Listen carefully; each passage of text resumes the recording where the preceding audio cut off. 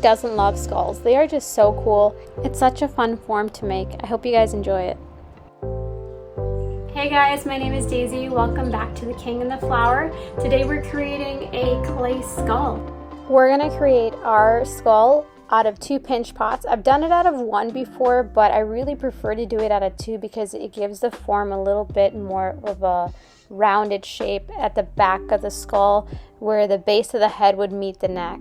So we're gonna make 2 pinch pots to start, and pinch pots are really awesome because you can make just about anything out of them. Let's start the second pinch pot. Push your thumb into the middle, leaving about 1/4 of an inch of clay from the bottom, then pinch and rotate. Aim for your walls to be about 1/4 of an inch all the way around so you have a nice even pinch pot. You don't want your pinch pot to be too thin for this project since we are going to be shaping the outside a bit and need a little support of the clay. So yeah, just make sure that you don't make it too thin, too thick. 1/4 of an inch is a perfect size to aim for. Notice that I tap the piece on the table, and I do so to create a more level lip and also to allow it to connect better to the other piece. I'm going to try them on for size too, making sure that they fit together well and that when I score and slip, they'll be the right shape and the right size to connect well.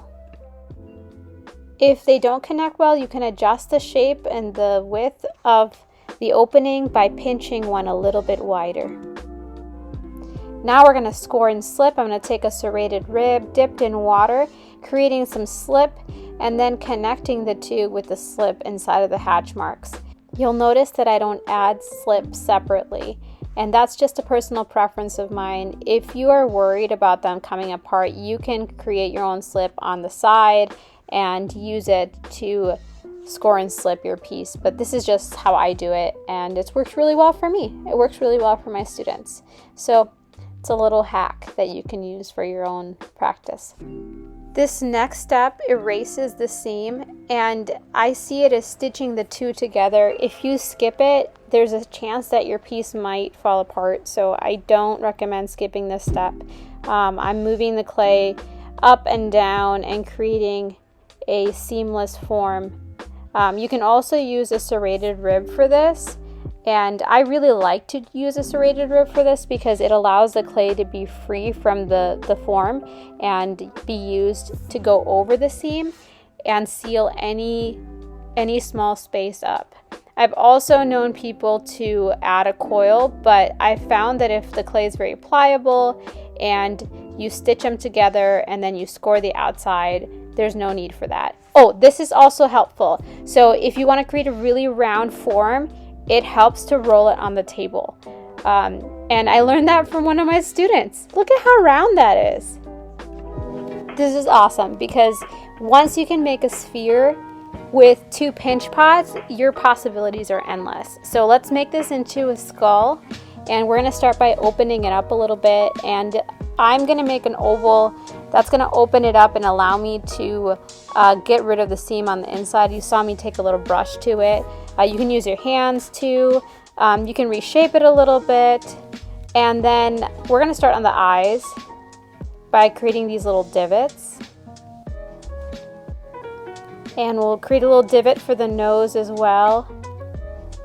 And maybe push in the sides to create some cheekbones. You know what? I think I'm gonna cut them. Let's do that. Let's cut the sides.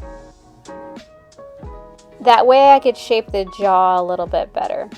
So I think this would be the jawline that we're creating. So one of the reasons why I really love this project is because it gets you thinking about human anatomy.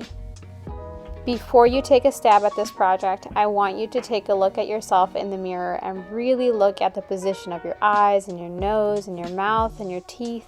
Maybe even use your hands to feel the surface of them, feel the bone structure, because you are the best 3D model that you have. You are very familiar with your own facial features, as well as the features of others around you. So use that to your advantage. Right now I'm going to add a little bit of clay underneath the eyes and over the eyes just to give it some more depth, and so it doesn't look so much like a mask. Be careful though, because if you add it all the way around, it does tend to look a little bit more like a face with goggles on it. So this step also presents an awesome opportunity to add some personality to your skull. So you don't have to make it look hyper realistic. If you wanted to like make it look angry or surprised or cheery, however you want to make your skull look, you can have the shape of the eyes complement that. So try it out. Maybe before you start blending in, position the additional clay in different ways and see what that adds to the personality and the character of the skull. And you can make it however you want. This is your skull, your creation, so have fun with it and don't be afraid to personalize it for your own tastes and your own style.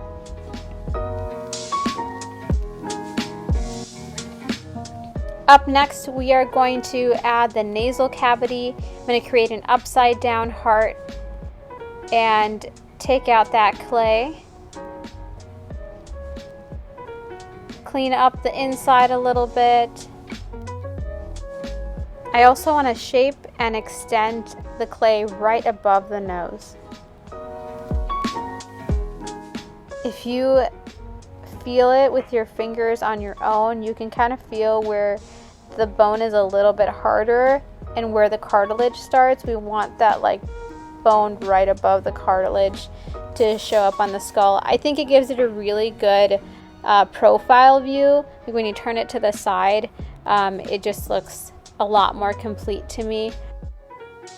And now I'm going to shape the eye sockets. I'm going to cut out a little bit of clay. If you want to leave that clay there, that's fine. You can do something funky with it. If you want to make it like a Day of the Dead skull, you can do some painting inside of there. I personally like to hollow them out because it allows me to go inside of there and shape the eye sockets a little bit better. Once you're finished with the eyes, take a look at it from the side and make any adjustments necessary. If the shape of it is not quite what you want, you can pinch around. The clay should still be fairly soft. After making some quick adjustments to the jawline, I am going to start working on those teeth. I'm going to start in the middle right underneath the nose and then go around the jaw. I'm just going to do the top jaw, but you can do the top and the bottom. And I'm using a couple of different tools to get the depth that I want. I like to use a mixture of incising and impression, so I'll use my tool almost as a stamp. That way I can get a lot more depth. And then I do use a brush to clean anything up. I don't always do this, but sometimes there's just these little tiny clay boogers that get in there and I don't like that. So I'll try to smooth them out and then adjust it with that.